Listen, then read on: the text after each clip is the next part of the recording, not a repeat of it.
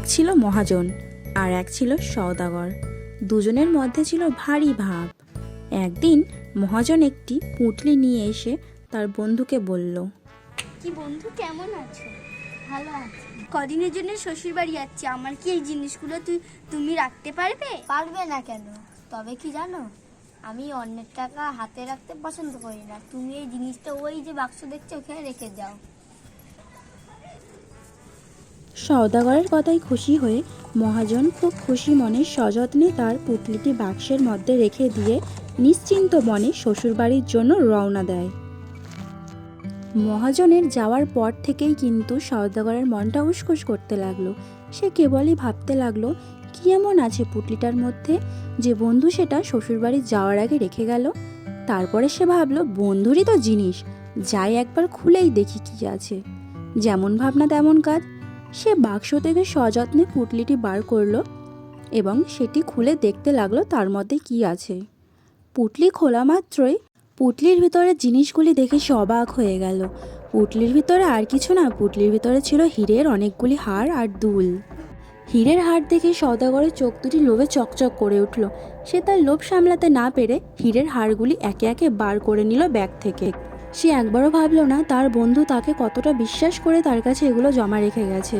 তারপর সে কিছু ময়লা আবর্জনা নিয়ে ব্যাগের মধ্যে ভরে দিল আর ব্যাগটিকে সযত্নে তার আগের স্থানে রেখে দিল, যাতে করে মহাজন ফিরে এসে বুঝতে না পারে যে সওদাগর তার ব্যাগটিকে বার করেছিল এবং তার মধ্যেকার হারটাও সে সরিয়ে ফেলেছে।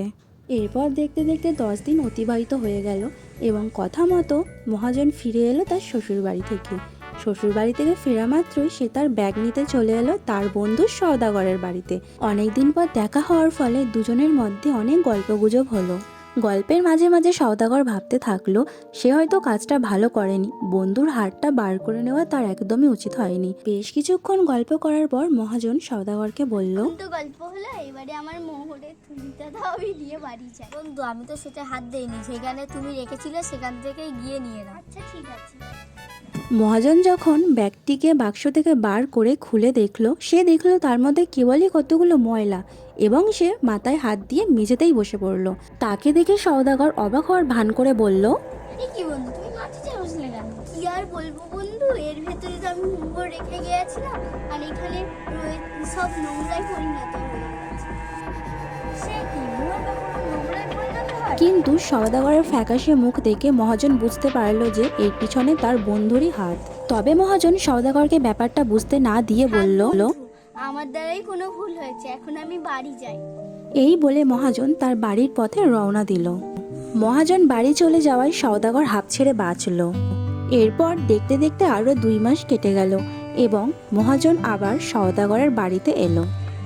আচ্ছা, আমাদের বাড়িতে পিঠে হয়েছে, তোমার মেয়েকে পাঠিয়ে দিও তো। আচ্ছা ঠিক আছে, আমি পাঠিয়ে দেবো। আচ্ছা বন্ধু, তাহলে আমি আসছি, তুমি তোমার মেয়েকে পাঠিয়ে দিও। ঠিক আছে, এসো। দুপুরবেলা সওদাগর তার একমাত্র কন্যাকে নিয়ে হাজির হলো মহাজনের বাড়িতে পিঠে খাওয়ার উদ্দেশ্যে।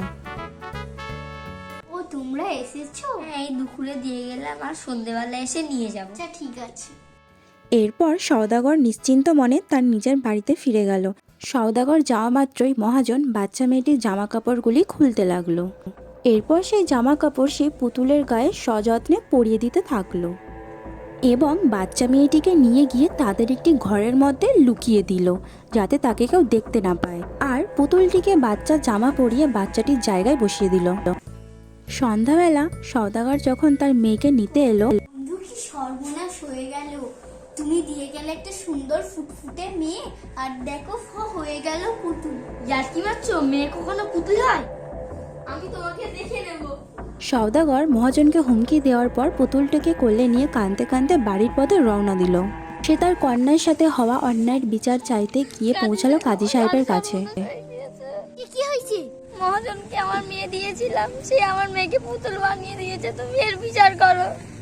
কোনো কথা, মেয়ে কখনো পুতুল হয়? মহাজনকে ডেকে আনো।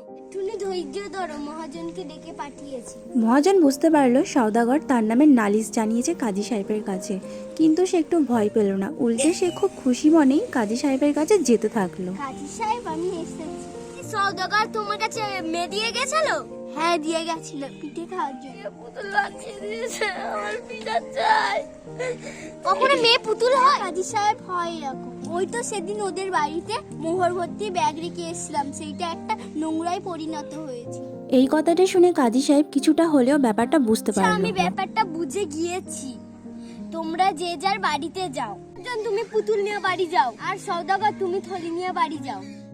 এরপর কাজী বলল, সকালের মধ্যে যদি সমস্ত সমস্যার সমাধান না হয় তাহলে তাদের দুই পরিবারের সমস্ত সদস্যকে মেরে ফেলা হবে। একদিকে যেমন সওদাগর খুব চিন্তার সাথে বাড়ি যাচ্ছিল, অন্যদিকে কিন্তু মহাজন খুব আনন্দের সাথে নাচতে নাচতে বাড়ি যাচ্ছিল। কাজীর কথায় ভয় পেয়ে সওদাগর লুকিয়ে রাখা হীরের হারগুলি বার করে ব্যাগের মধ্যে আবার পুনরায় রেখে দিল এবং ব্যাগের ময়লাগুলি বার করে নিল। আর সন্ধ্যা না গড়াতেই সওদাগর পুটলিটি নিয়ে মহাজনের বাড়িতে গেল এবং গিয়ে বলল, বন্ধু, তোর সেই ময়লাগুলো না আবার মোহরে পরিণত হয়ে গিয়েছে। তাই?